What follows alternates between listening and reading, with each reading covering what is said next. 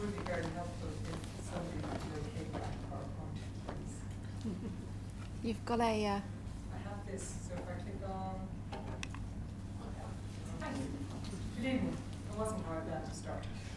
I'm Beth Hayden. I'm from the Earl Learning Initiative of the National College of Ireland, and I represent the Parent Child Home Programme. I'm here with my colleague Linda, and we're going to use the following. I'm going to use this graph to try and explain what it is we do and why we do it.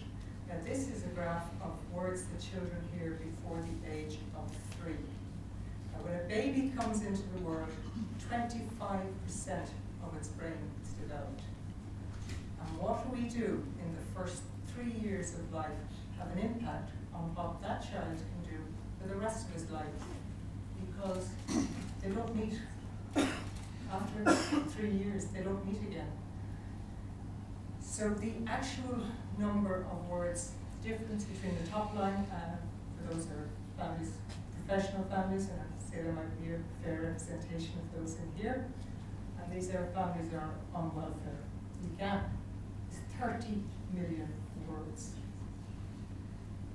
Now that doesn't mean that you know 30 million words, and I don't. But it does mean that over the first 3 years of life, you have been exposed to that number of words in repetition, in rhymes, in stories, in play. The books are what give parents in the welfare group access to those words in context. That's the important thing for children. Lots of words, repeated, repeated, repeated, but in context. That's how children learn. The puzzles, or the other toys that we bring, are exactly the same. They give the child an opportunity to explore things, to build things, to ask questions, and eventually to solve problems. So we're asking for money for books and toys for children whose parents would not be in a position to give them a good start that some of you got. Parents are the same the world over. They all want the best for their children. We're just trying to level the playing field a little bit.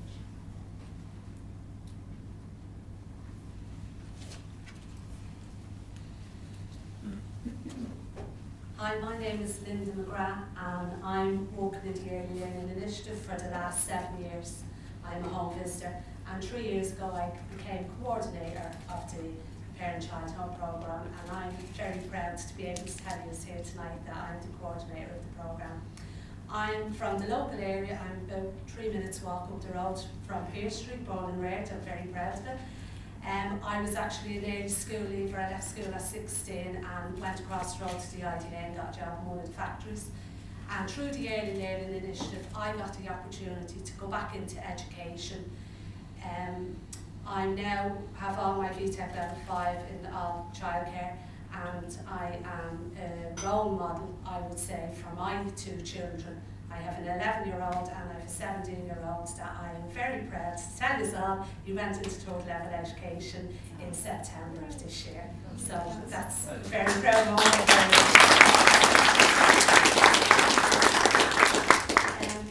Tonight I brought along the first book that we use for every child in the programme, and it's Brown Bear, What Do You See? It's a book, very, very simple, but what we do is we introduce the book to the child and we show them the front of the book and the back of the book, because some children wouldn't even know how to open a book, to be honest with you.